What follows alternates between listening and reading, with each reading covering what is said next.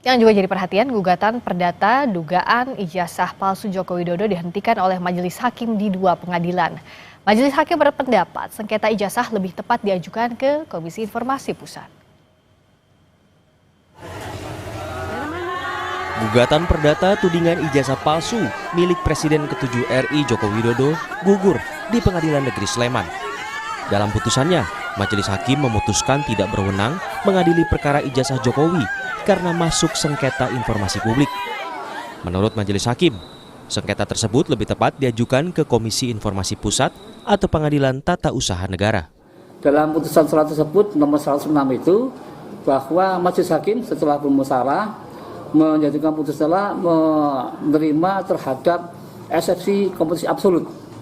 Ya, jadi intinya Pengadilan Negeri Sleman tidak punya kewenangan untuk menangani perkara nomor 106 PDTK 2020 ini ya, karena muatan terhadap dalil-dalil gugatan itu berkaitan masalah sengketa informasi gitu ya, sehingga sebagaimana dalam Undang-Undang Nomor 14 2008 bahwa kalau ada sengketa masalah informasi publik maka arahnya ke Komisi Informasi Publik gitu. Jadi penyelesaiannya ke Komisi Informasi Publik atau ke PT UN kan itu. Gugatan kepada UGM di PN Sleman dilayangkan oleh Komardin 5 Mei lalu. Ia menggugat UGM 69 triliun rupiah karena UGM dinilai bungkam terkait ijazah Jokowi. Tak cuma di Sleman, Pengadilan Negeri Surakarta juga menggugurkan gugatan terhadap ijazah Jokowi pada 10 Mei 2025. Para tergugat adalah Joko Widodo, SMA N6 Solo, KPU Solo, dan UGM. Jadi untuk perkara nomor 99 ya, antara Dr. Muhammad Taufik melawan Insinyur Joko Widodo dan kawan-kawan, kemarin acaranya adalah putusan sela ya. Jadi putusan sela itu adalah untuk memutus mengenai adanya eksepsi atau keberatan tentang kewenangan mengadili ya. Jadi di dalam putusan sela itu kita baca bahwa pengadilan mengabulkan eksepsi tentang kewenangan mengadili secara absolut tersebut, yang pada pokoknya menyatakan Pengadilan Negeri Surakarta tidak berwenang mengadili perkara itu. Ya, sehingga dengan adanya putusan sela itu, akhirnya putusan itu menjadi putusan akhir yang mengakhiri perkara nomor 99 ini di Pengadilan Negeri Surakarta. Penggugat ijazah Joko Widodo memasukkan memori banding ke Pengadilan Negeri Surakarta, Jawa Tengah. Sebelumnya penggugat menilai Pengadilan Negeri tidak berani memutus perkara sehingga mengambil langkah aman. Saya tegas mengatakan itu bukan gugatan tidak dapat diterima, tetapi Pengadilan Negeri Surakarta yang tadi saya bilang bodoh-bodoh pintar tidak berani menerima. Tetapi sebaliknya perkara nomor 098 PDTG PNSKT ya 2025, yaitu gugatan SMK tentang bahan prestasi diterima. Selain gugatan perdata, kasus tudingan ijazah palsu milik Jokowi juga bergulir di ranah hukum. Polda Metro Jaya telah menaikkan 4 laporan yang masuk ke tahap penyidikan pada 11 Juli 2025. Namun hingga kini belum ada pihak yang berstatus tersangka. Tim Liputan, Kompas TV. Lantas, apakah upaya banding akan diajukan terhadap putusan hakim? Sudah terhubung lewat sambungan Zoom Komardin, penggugat ijazah Jokowi di PN Sleman. Selamat malam, Pak Komardin. Selamat malam, Mbak Krisa. Selamat malam dengan Friska di sini dan hadir juga di studio yang berbaju biru, Bang Ade Darmawan. Selamat malam. Selamat Mbak Friska. Selamat malam. Saya ke Bang Komardin dulu, ke Pak Komardin. Jadi bandingnya sudah disiapkan atau sudah akan diajukan? Bandingnya sudah kami siapkan, jadi mungkin hari Senin nanti kita daftar untuk ke pengadilan tinggi. Nah, yang begitu. Jadi pokok-pokok bandingnya apa yang disiapkan oleh pihak Anda? Kami kan inti gugatannya itu adalah perbuatan melawan hukum. Karena dalam hal ini UGM bungkam terhadap informasi tentang ijazah Jokowi. Andai kata dia terbuka secara transparan, persoalan ini kan sudah selesai cepat. Ya. Seperti saya sudah pernah minta kepada pengacara para tergugat bahwa jika dihadirkan dokumen-dokumen tersebut selesai persoalan. Namun mereka hanya mengarahkan baunya kalau dokumen itu diminta di Komisi Informasi Publik. Oke. Nah, begitu. Nah, kalau jadi yang diinginkan pihak Anda ini harusnya masuknya PMH. Artinya kalau PMH ini bisa diadili oleh pengadilan negeri, jadi yurisdiksinya pengadilan negeri, itu yang ingin coba diajukan kembali, begitu ya, Pak Komardin? Ya mestinya begitu, karena yang salah gugat itu adalah PMH, di mana negara mengalami kerugian karena kegaduhan yang semakin hari semakin gaduh, sehingga nilai rupiah itu semakin merosot, sehingga ya nilai utang kita semakin meroket, hanya seperti itu. Jadi kalau ini tidak cepat selesai, ya mungkin dolar bisa sampai 20.000 per US. Jadi dianggapnya ini harusnya bisa diadili atau bisa diproses di pengadilan, Bang Ade? Ya, jadi Mbak Priska ya, jadi saya perhatikan tadi bahasanya Bang Komarudin ya. Bang Komarudin mengatakan bahwa ada hubungan dengan dolar, terus kemudian persoalan ini buat gaduh. Nah, kalau itu kan material tuh. Berbicara gugatan, kalau gugatan perdata itu penting sekali diposita, ya, ada namanya teknik penyusunan posita, kemudian dalil-dalil apa saja yang harus kita sampaikan di situ, terus petitumnya seperti apa, ya itu memang harus betul-betul cermat. Terus ketika berbicara tadi kalau memang alasannya adalah material, itu kan nggak nyata tuh. Tidak bisa kita mengukur satu keadaan material itu bahwa ketika terjadi kegaduhan ada kerugian yang seperti apa. Nah harus dituangkan di situ di dalam positanya dia. Apakah ini betul-betul bisa dimasukkan? Nah terus yang kedua adalah persoalan yang dikatakan ini persoalan kisruhnya ini kan Perbuatan melawan hukum. bukan perbuatan melawan hukum. Oke, tetapi pengadilan dalam memutuskan putusan selah di situ adalah konflik informasi kan, ya kan? Karena itu KIP, menurut Anda sudah tepat apa yang disampaikan oleh KIP. hakim? Kenapa KIP harusnya beliau melakukan KIP dulu ke komisi kalau ada dua, Komisi Informasi Daerah, KID, atau kalau misalkan di tingkat itu masih tetap ditolak juga, tentu dia ke Komisi Informasi Anda Pusat. mau bilang bahwa gugatannya salah alamat? Ya pasti. Ini pasti. Kan putusannya jelas dalam eksepsi. Oke, dalam eksepsi jelas dikatakan kan, Ya, oke. kompetensi absolut, berarti salah alamat. Kenapa? Karena memang ya ini kan teknis penyusunan. Saya nggak tahu Bang Komarudin ini kerugiannya seperti apa, materialnya bagaimana, formilnya seperti apa. Ini nggak jelas gugatannya. Nah, penyusunan positanya dianggap tidak jelas, Pak Komardin. Mungkin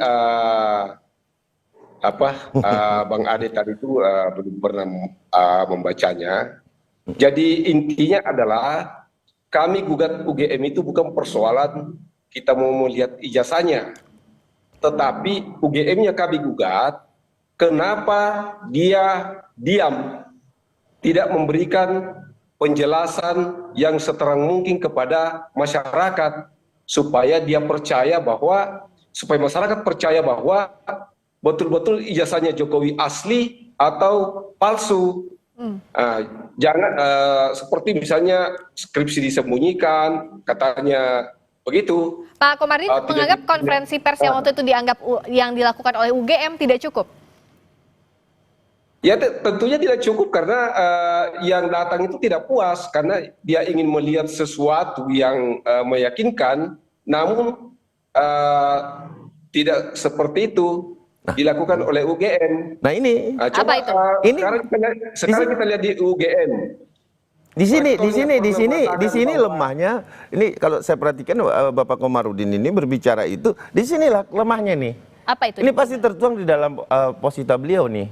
Bahwa kemudian ingin menampilkan satu ijazah, itu kan sengketa informasi. ada lembaganya, gitu loh. Bukan peradilan negeri gitu, bukan itu. Kalau terkait informasi, dia kan menuntut informasi ini agar disebarkan, dibuka. Kemudian pihak UGM tentunya tidak akan mungkin melakukan itu ketika kemudian tidak ada pengajuan itu dulu. Kenapa? Karena ini kan bukan pihak yang berkepentingan di sini untuk melihat ijazah Pak Insinyur Joko Widodo, Presiden ke-7.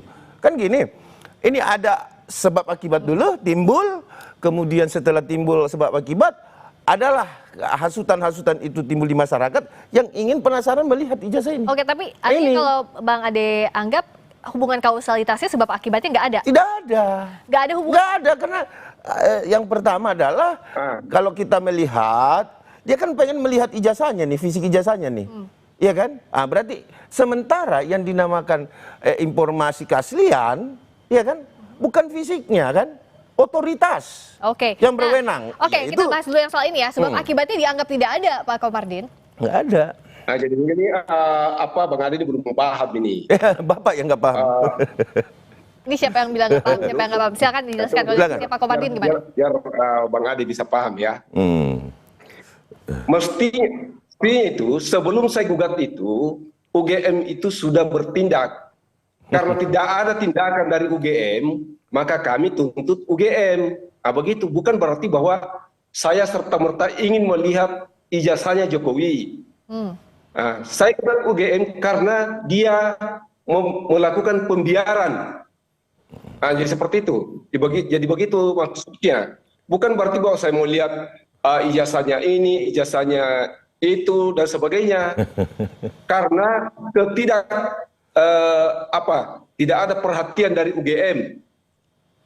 Tidak memberikan penjelasan kepada orang-orang yang datang sebelum saya gugat. Begitu intinya. Oke, jadi klarifikasi yang disampaikan UGM juga dianggap tidak cukup. Begitu Pak Komardin, ini masuk satu circle yang Pak Komardin sampaikan tadi ya? Iya, sampai sekarang kan UGM masih kontroversi. Mantan rektornya mengatakan Jokowi tidak pernah tamat S1, kemudian tiba-tiba dia cabut lagi.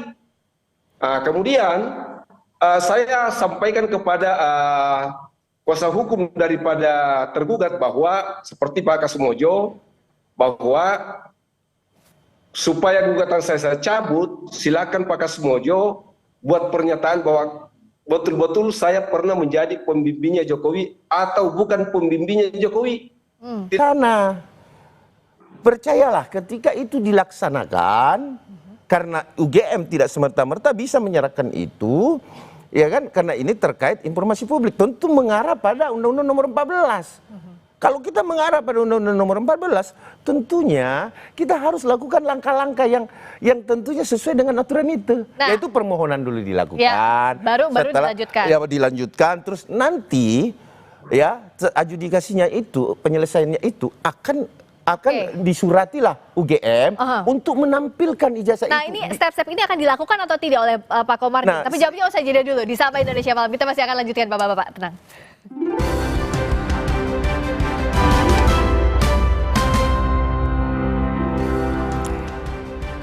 Masih bersama kami Komardin, penggugat ijazah Jokowi di Sleman melalui sambungan Zoom, dan juga Ade Darmawan, Sekjen Pradi Bersatu. Tadi dari segi penyusunan gugatannya, Anda menganggap ini tidak tepat. Harusnya bagaimana? Jadi gini, kalau kita berbicara sengketa informasi, ya siapa sih yang pengen melihat ini? Apakah saudara Komardin pribadi atau siapa? Itu dulu. Para pihaknya siapa? Para pihaknya, antara penggugat dan tergugat. Itu dulu mengajukan ke KIP dengan tata cara melalui menyurat dulu permohonan, kemudian diperiksa, kemudian nanti ada putusan. Nah, ketika sudah diperintahkan untuk membuka informasi itu pasti dipanggil UGM, para pihak. Ya. Kan yang digugat ini UGM toh. Ya. Nah, dipanggil para pihak, dipertemukan di situ, di Komisi Informasi ini. KIP. Setelah KIP bertemu, dilakukan apakah memang harus diperlihatkan atau tidak. Jadi kalau dikatakan bahwa harus diperlihatkan oleh publik informasi ini, itu kan mengacu pada KIP. Dia kembali lagi ke situ, Mbak. Karena tidak bisa gitu. Oh, harus keterbukaan informasi publik. Informasi yang mana yang bisa dilihat secara publik dan yang tidak boleh dilihat di publik. Tetapi pada dasarnya ketika itu adalah informasi yang memang terkait dengan Undang-Undang 14 ini, maka dia harus menggunakan Komisi Informasi. Nah, ini jadi itu yang salah alamat yang saya bilang, bahwa sampai kapanpun ya tidak akan pernah bisa berhasil gugatan ini. Kenapa? Cara penyusunannya saja udah salah. cara penyusunan termasuk juga step-step formatnya. Step formalnya udah salah. Kalau dari Pak Komardin, apakah akan mengajukan permohonan ke KIP dalam hal ini? KIP itu kan panjang mekanismenya. Itu kita sudah lakukan juga. Kemudian kita juga gugat ke pengadilan. Ya, seperti itu. Jadi nanti itu di KIP kan harus larinya nanti ke PT UN. Kalau misalnya keputusan KIP tidak ada penyelesaian, jadi harus kita bawa lagi ke PT UN. Ya, seperti itu. Tidak berbeda, Bang Ade. Nah, ini ya masuk lagi ke Tun. Tun pun kalau terkait ijazah Bapak Insinyur Joko Widodo nggak bisa. Nah, pasti ditolak juga. Kenapa? Karena pertama itu ranah private. Ya, bukan bersifat ada sengketa. Saya berikan contoh ilustrasi begini. Mbak Priska dengan saya memiliki kepentingan dengan satu objek perkara. Kita tunggu dulu dong. Atau ada dua objek yang sama. Atas nama Friska ada dua nih. Saya pegang satu, Mbak pegang satu. Tunggu. Iya. Yang diterbitkan oleh instansi tertentu. Mana yang yang mana yang legal, yang mana yang digugurkan. Kan itu. Itu berbeda. Inilah konteks. Jadi silakan menyusun dulu yang bagus, lakukan dulu langkah-langkah hukum, jangan karena asal Jokowi. Asal Presiden Jokowi, gugat aja. Itu saya rasa nggak relevan, dan gugatan saudara sampai kapanpun pasti akan dilakukan kompetisi absolut. Nah, kalau Pak Komardin, apa yang dilakukan agar gugatan berikutnya tidak ditolak lagi? Apa step-step untuk pembenahan dari sebelumnya? Jadi begini, rupanya Bang Ade ini belum paham. Ya, kita punya gugatan itu. Anda yang nggak paham bikin gugatan. Jadi saya katakan bahwa bahasanya tadi yang penting Jokowi. Saya bukan persoalan Jokowinya. Saya tuntut UGM supaya UGM ini transparan, memberikan informasi, jangan sembunyi-sembunyi. Sebab kenapa? Ini kan membuat kegaduhan. Karena kegaduhan tersebut, itulah sebabnya kita bawa ke ranah pengadilan negeri untuk PMH, jadi seperti itu.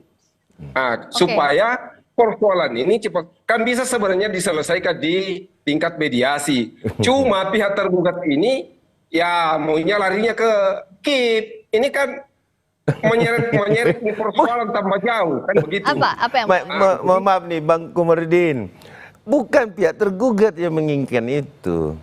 Tapi kompetensi absolut, artinya tidak ada kewenangan pengadilan negeri itu soal untuk kewenangannya, menangani perkara itu.